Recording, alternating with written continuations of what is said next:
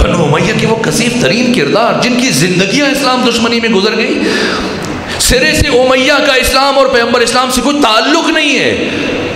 لوگ سمجھتے ہیں شاید یہ امیہ یہ بھی بنو ہاشم کا رشتہ دار تھا، جیسے عمومی تصور ہے۔ صاحب تفسیر کشاف جناب جار اللہ زمخشری، ان کی کتاب ربیع الابرار، اس کی دوسری جلد میں انہوں نے تحریر کیا ہے، کہا کہ امیہ عبد الشمس کا غلام تھا۔ عبد مناف کے دو بیٹے، ایک کا نام عمرو ہے، ایک کا نام عبد الشمس ہے۔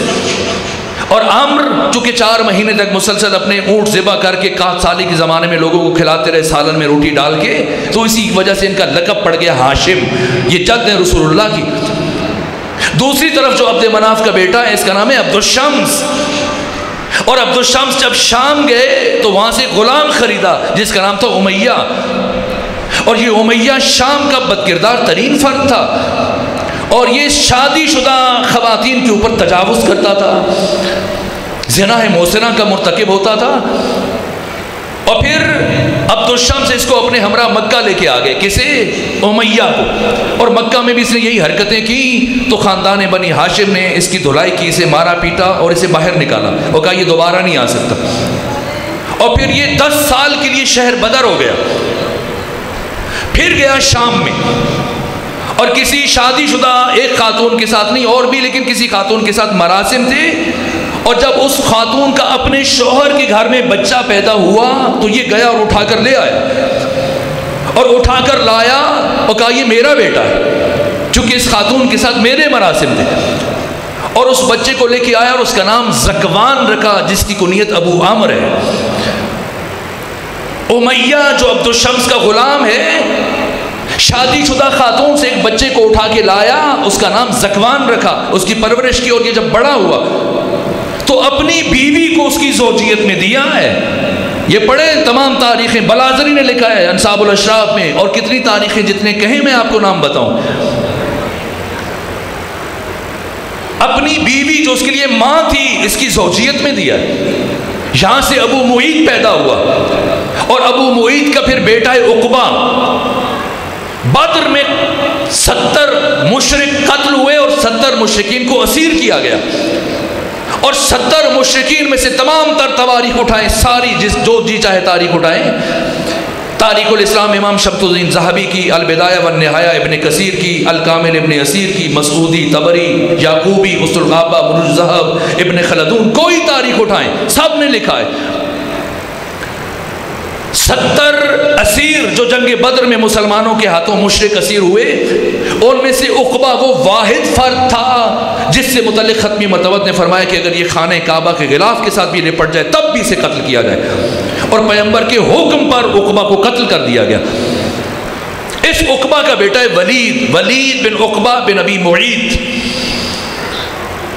جسے قرآن مجید نے فاسق کہا ہے، اور جو فتح مکہ کے بعد آ کے اس نے ظاہری طور پر کلمہ پڑھا، جو محدور الدم ہے، ہرگز اسلام انہوں نے اپنے وجود سے قبول نہیں کیا، تسلیم نہیں کیا۔ یہ ولید جسے ختمی مرتبت نے بنی مستلق کی طرف روانہ کیا کہ جاؤ خمس و زکوٰۃ اکٹھے کر کے لے آؤ،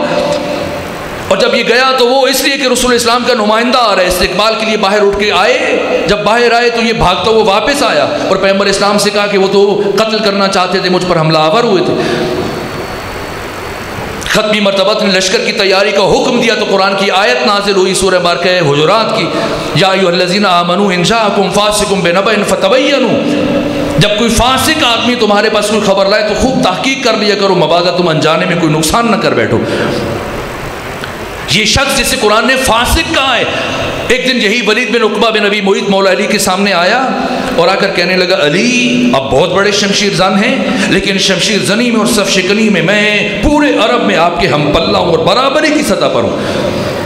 حضرت نے قہرآلود نگاہوں سے دیکھا ولید بن عقبہ کی طرف، اور دیکھنے کے بعد کہا اسکت یا فاسق، اے فاسق خاموش ہو جاؤ۔ جیسی مولا متقیان سے یہ لفظ ادا ہوا آپ کی زبان سے، فوراً قرآن مجید کی آیت اتری سورہ مبارکہ سجدہ کی آیت نمبر 18، افمن کان مومنا کمن کان فاسقا لا یستوون، کبھی بھی مومن اور فاسق برابر نہیں ہو سکتے۔